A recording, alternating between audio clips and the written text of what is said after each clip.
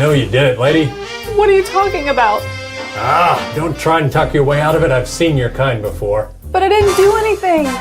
You with your dollop hair and innocent eyes, the truth is as obvious as the nose on the end of your face. But Listen, Missy, just tell the truth and we'll all feel better. But...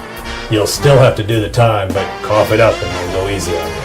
But... I'll give you one more chance, lady. Confess.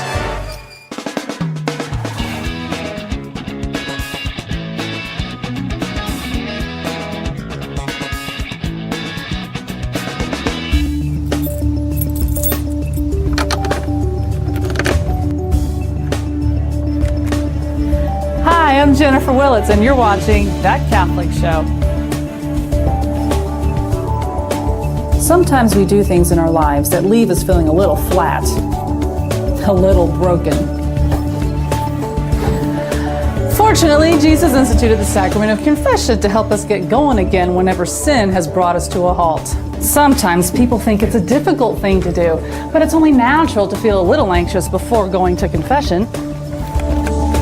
Just like we wouldn't embark on a trip without making sure we are prepared, it's a good idea to take a look at your life before you go to confession.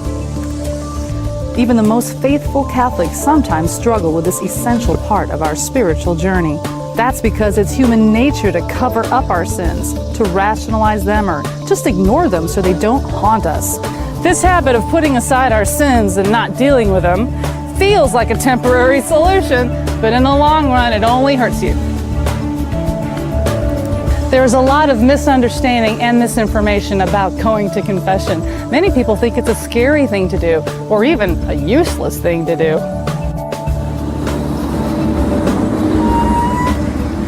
Non-Catholics and even some Catholics say things like, I confess directly to God. Or, why should I tell my sins to a priest? God knows I'm sorry. That word confession might cause some of that anxiety, but what is so commonly called confession is really a sacrament. It's the sacrament of penance and reconciliation. This sacrament is known by many names. It is called the sacrament of conversion because we return to the Father after we have sinned. The sacrament of penance because we follow the steps of conversion, penance, and satisfaction. The sacrament of confession because the disclosure of sins to a priest is an essential element of this sacrament, but it is also a confession, acknowledgement, and praise of the holiness of God and of His mercy towards sinful man. The sacrament of forgiveness because through the priest's sacramental absolution, God grants the penitent pardon and peace. And it is called the sacrament of reconciliation because it imparts to the sinner the love of God who reconciles.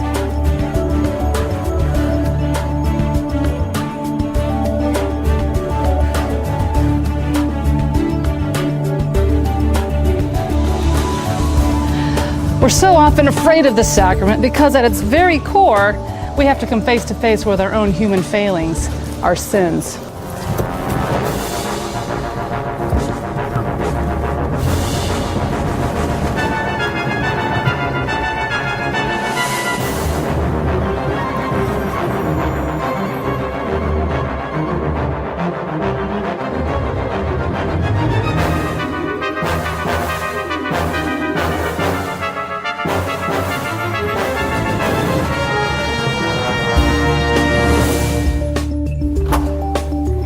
As Catholics, we recognize that only God forgives sins, but we also recognize that priests, acting with God's instructions, are sent out on behalf of Christ, with God making His appeal through Him and pleading, be reconciled to God. Many Catholics and non-Catholics alike have great difficulty with this concept of facing a priest, a mere man, and confessing our failings. It's humbling to be sure, but it also serves to heal the damage we have done through sin. Confession is essential to us because it gives us the opportunity to make things right with our community, as well as to make things right with God. We seek this reconciliation here with the priest. While we know that Christ gave Peter and subsequently the priests the power of absolution over our sins, the method of seeking the absolution has varied over the ages. Penitents, particularly in the early centuries, were often required to do public penance for their sins. In the 7th century, inspired by Eastern monastic traditions, the concept of private penance arose, which then gave frequent reception to this grace-giving sacrament. To make a good confession, we must have contrition. We must be sorry for our sins. Then we openly confess them and finally express our resolve to make amends. The sacrament of penance and reconciliation forgives, heals, and reestablishes us in communion with God. It is a spiritual resurrection that passes us from death to life. I'm Jennifer Willits. Thanks for watching That Catholic Show, and I'll see you next time.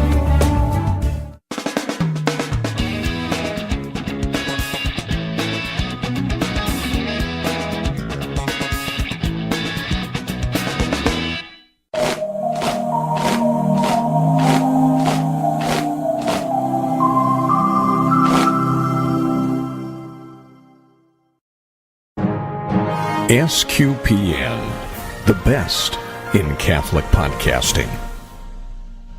Okay, that's good, Mom. I'm coming.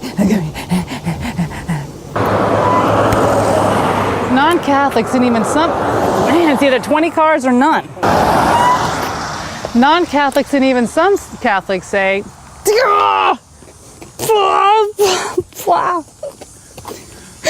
I'm so mad at myself. I keep ruining things.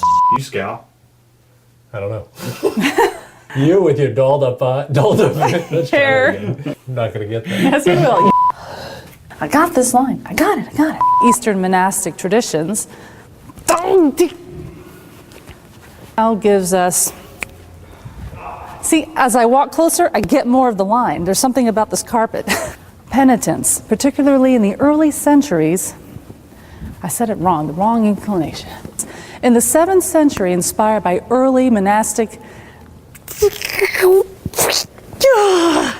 it's Eastern monastic, inspired by Eastern monastic traditions. Now I got that line. Honey, could you stop doing this? Because you make me feel like you're about to die. The concept of private confession arose, which then allowed for the frequent reception of this grace-giving sacrament. I just wanted to say it all the way through. Okay, it's true. It's all true. I did it. I confess. Are you happy now? I'm sorry.